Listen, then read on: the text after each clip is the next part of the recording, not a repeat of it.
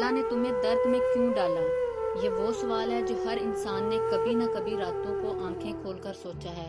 छत को घूरते हुए आंखों में आंसू लिए, दिल में एक ऐसा दर्द लिए जिसे ना बताया जाता है ना छुपाया जाता है। और अगर तुम आज ये सुन रहे हो तो शायद तुम भी इसी जगह हो जहाँ तुम्हें लगता है कि मैं सब कुछ ठीक कर रहा हूँ, नमाज भी पढ़ रहा हूँ, किसी का बुरा भी नहीं चाहता, फिर भी दर्द है, फिर भी दिल टूटा हुआ महसूस होता है और जिंदगी कभी कभी एक बोझ लगती है। दिल से आवाज आती है, या अल्लाह ये मेरे साथ ही क्यों? रुको, जाना मत, क्योंकि शायद इसका जवाब तुम्हारी सोच बदल दे। कभी तुमने देखा है कि सुनार सोने को कैसे साफ करता है? वो उसे आग में डालता है, आग की शिद्दत सोने को पिघला देती है। देखने वाले को लगता है कि ये सब कुछ खत्म हो रहा है, लेकिन सुनार जानता है कि सोना खत्म नहीं हो रहा, बल्कि उसमें मौजूद मैल दूर हो रही है। तुम भी उस सोने की तरह हो और शायद तुम्हारा ये दर्द वो आग है जो तुम्हें खत्म करने नहीं बल्कि तुम्हें अंदर से मजबूत करने आई है। लेकिन मैं जानती हूँ ये सुनने से दर्द फौरन कम नहीं होता, तो जरा और गहराई में चलते हैं। कभी कभी अल्लाह हमें दर्द इसलिए देता है कि हम दुनिया में इतने मसरूफ हो जाते हैं कि अपने रब से दूर होने लगते हैं। हम नमाज पढ़ते हैं, दुआएं करते हैं, लेकिन हमारा दिल कहीं और भटक रहा होता है। फिर जिंदगी में कोई ऐसी चीज हमसे दूर हो जाती है जिससे हमारा दिल बहुत जुड़ा होता है। कोई इंसान, कोई रिश्ता, कोई ख्वाब, कोई मौका। और जब वो चीज चली जाती है तो हम रुक जाते हैं। इस रुकने में कभी पहली बार इंसान अपने रब की तरफ सच्चे दिल से पलटता है और सजदा लंबा हो जाता है, दुआएं आंसू बन जाते हैं और दिल पहली बार अल्लाह के सामने अपनी असल हालत में आ जाता है।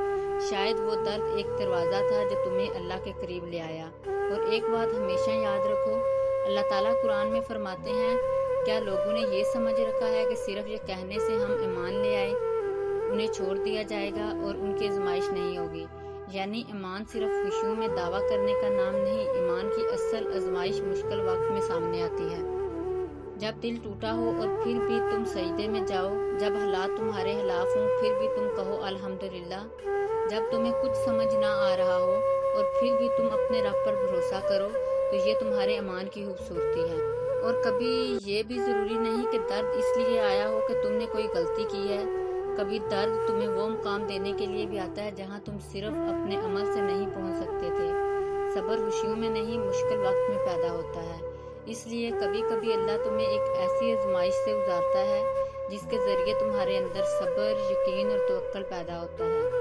तो आज जिस दर्द को अपनी जिंदगी का सबसे बड़ा नुकसान समझ रहे हो, मुमकिन है कल इसी दर्द को देखकर तुम कहो, या अल्लाह अब मैं समझ आया कि तूने मुझे इस रास्ते में क्यों गुजारा था। और अब सबसे जरूरी बात सुनो, तुम इस दर्द में अकेले नहीं हो। वो रात जब तुम्हें लगा कि कोई नहीं तुम्हें समझता, अल्लाह तुम्हें जानता था। वो आंसू जो तुमने किसी के सामने नहीं बहा सके, अल्लाह उनसे भी वाकिफ था। वो दुआ जो लफ्जों में नहीं निकल सकी, सिर्फ आंसू बनकर आंखों से बह गई, अल्लाह उसमें भी वाकिफ था।